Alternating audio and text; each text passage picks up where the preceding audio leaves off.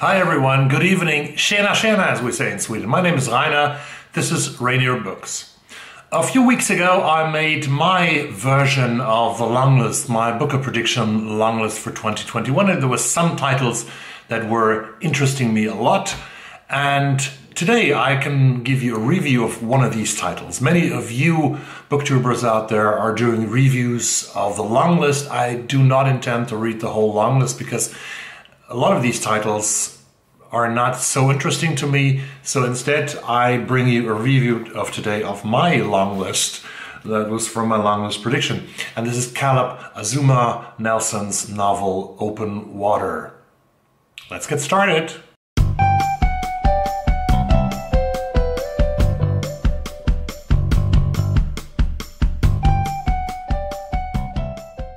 How do we start? I was thinking about how to start and I don't know, so I start quite spontaneously, as I very often do in my videos. There's a song by Joe Jackson that goes like this. I'm in a movie where a boy meets girl. So that could be one of the explanations, one of the things that we see in this novel Open Water by Caleb Azumah Nelson, Boy Meets Girl. Boy Meets Girl is a story, basically you can tell the stories of 40% of all movies in the history of film, and also a lot of novels and short stories basically start with boy meets girl. Or today, boy meets boy and girl meets girl, of course. But it would be as much too simple to say it like this. Caleb, let's start with the author a little bit. Caleb Azumah Nelson is a 26-year-old guy, a bloke, a lad, as they say in England, 26-year-old bloke from London. He is of Ghanaian descent, and he is living his life as a photographer, as a writer. He has published short stories. He got some award from the BBC for that. And Open Water is his first novel. It's a short novel. It's 142 pages, and it seems to be quite autobiographical. Because there is a narrator in this novel who is a 20-something-year-old British Ghanaian man. And he is living his life as a photographer, interested in all the arts, I guess. Also, he's a photographer, he's a writer. And one day in a pub in somewhere in southeast London, he meets a young lady, a young woman, also a black woman, and I think she's from, I'm not sure, she's from northwest London, and she's a fascinating person. She's a dancer. She's also an artist. And between the two of them starts a very intimate, beautiful relationship, which is not a long time, not sexual. They are best friends, but they find a way to discuss art, movies, music, whatever with each other. They understand each other pretty well. And she's I realize that when I think about the novel, when I'm flipping through the pages again, she makes him black. I come back to that. The motto of this novel comes from Zadie Smith, from her novel, and Zadie Smith's novel NW, which means Northwest London in this case, is appearing a couple of times in this novel. And there's even a story where the narrator has met Zadie Smith and has a signed copy of this book. He shortly is referring to a short dialogue that he had with the Zadie Smith, who is an idol. And there's a lot of black art in this book. But let me begin with a love story. The love story because there's a love story between you, because the narrator is telling this story in second person singular, which usually annoys me in a lot of novels. I could give you some examples where it really annoyed me. Tsitsi Dangarembga, for example, I did not like that when I read it last year, nominated for the Booker, as you know. But in Open Water, it's very enjoyable how, and that also gives you a hint of the capabilities of the author, Caleb Azumah Nelson, because he's able to write something in second person singular that I have liked for the first time. I think, wow, this is great. This is a great way to tell a story. They are discussing, and she is always she. She doesn't have a name. This girl, this black girl, she's a black woman, young black woman. She doesn't have a name. And she's just she. It's you and she. And you say, and this is a discussion of art. I want to read a few parts of the book to you. You say, there's a piece of art which comes to mind by Donald Rodney, titled In the House of My Father. A photo, a dark hand, palm turned upwards, lifeline crisscrossing skin. In the center of the palm, a tiny house, loosely constructed, held together with several pins. You've often had such an image or something similar where you are made aware that you carry the house of your father, which means you also carry a part of the house he carried, your father's fathers, and that this man would have done the same. Your first instinct is to ball your hand into a fist, crushing the thing, letting the weight drift to the ground, but perhaps it would be necessary to prise open its doors, to search the rooms which are lit, glance into those which are not, to see what, as of yet, remains unseen. Then leave this place in peace, with peace, both his and yours intact. This guy is this narrator. He is a young black man in London, and he has suffered from being a young black man in London. There is a lot of racism in the UK and in the British society. That is what I hear from the US. It's the same thing over there, and probably it's the same thing here in other parts of Europe, that black people very often get pulled over by the police. And there's one story that the narrator has written, a piece of literature, where he retells an incident like that, where he got searched and intimidated more or less by police, which makes him to be very cautious and very frightened and afraid of meeting the police again. And I have heard that, I have read that from many black people all over the world, more or less. But there's the love story also in this book, and there's the love story between these two beautiful people. They're really two beautiful people, and they get so intimate with each other that they are together all the time during this beautiful summer. They don't have sex with each other. They are BFFs. They are best friends forever until it happens. Finally, it happens that they find and that they sort of succumb to the physical attraction that they also have to each other. But they are together in a very special way without doing it. They sleep together for many, many nights without, more or less, without touching each other, and in a sexual way. And that is very beautiful to see this friendship, how it develops between a man and a woman in London, England.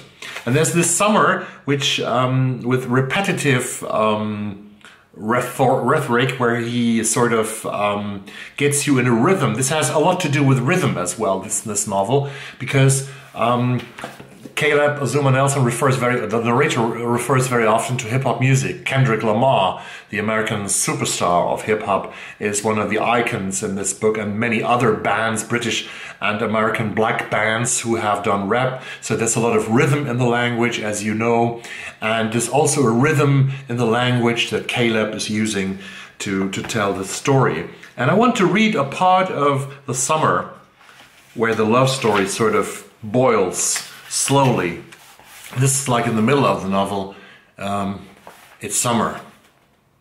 It's summer now. You're working. You catch a glimpse of someone else's rhythm and think, I know that song. The timeline equates. The academic year is finished, so she must be back in London. She's studying in Dublin. He's in London. The academic year is finished, so she must be back in London. But it doesn't make you any less surprised. It is no less surprising when you find yourself taking long strides across the shop floor, moving at pace. Her hair is shorter, the curls tight and cropped, but everything else remains the same.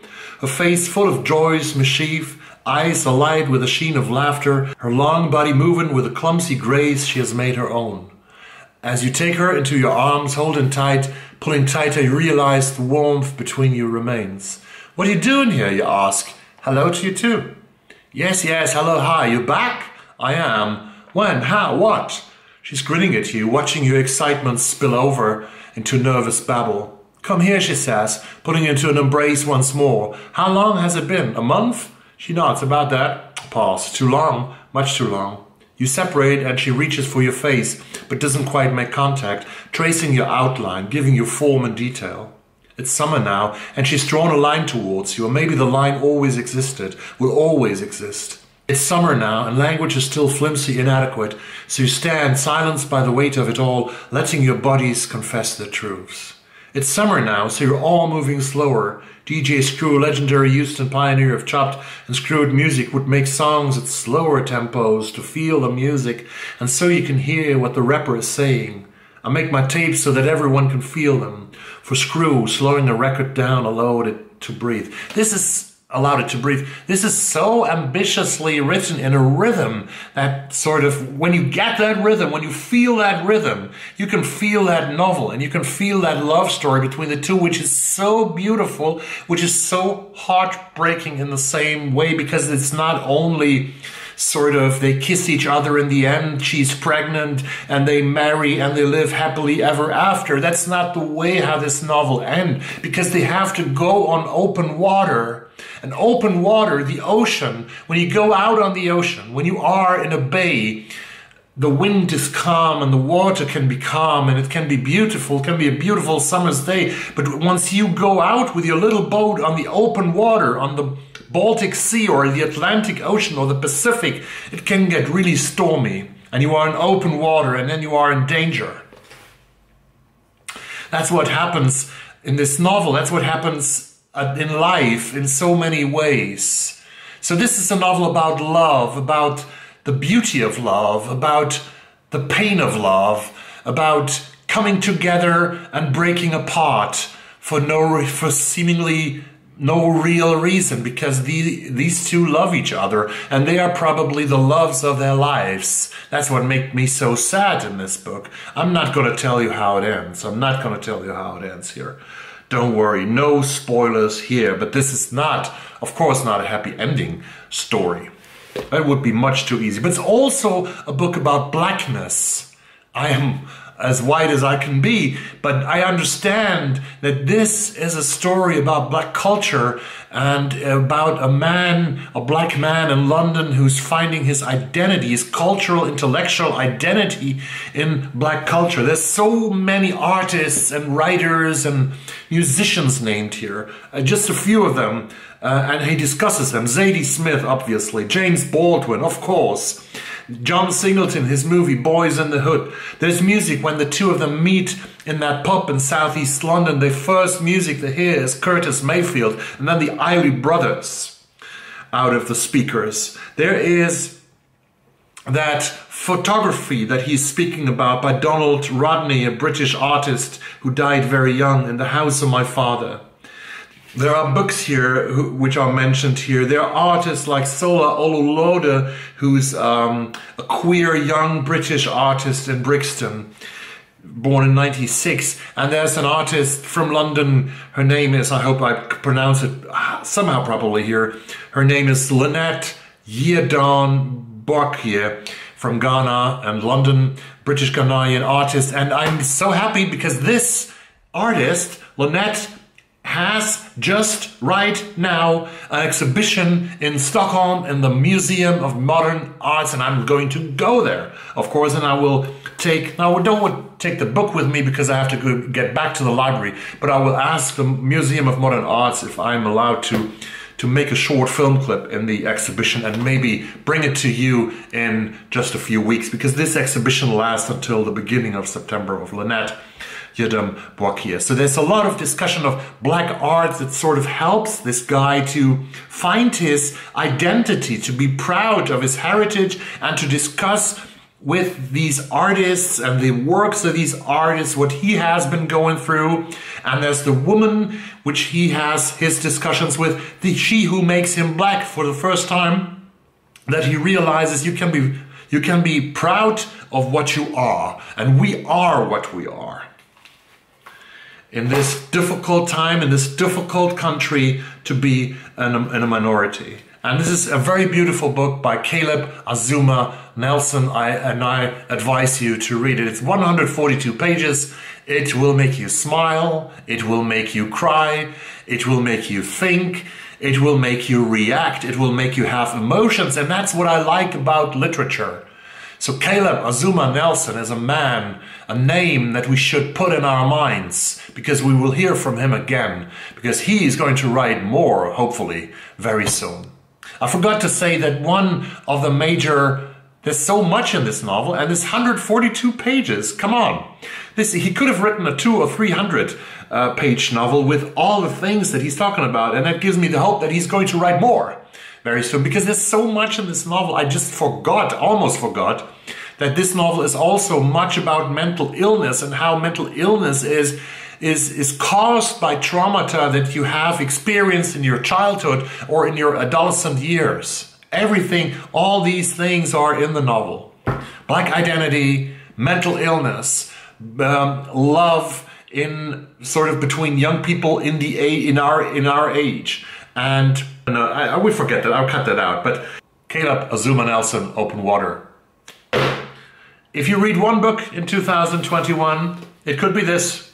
This was my review of Caleb Azumah Nelson's book. Thank you very much for watching this. Stay tuned to this channel, but most of all, stay safe. Thank you. Bye-bye.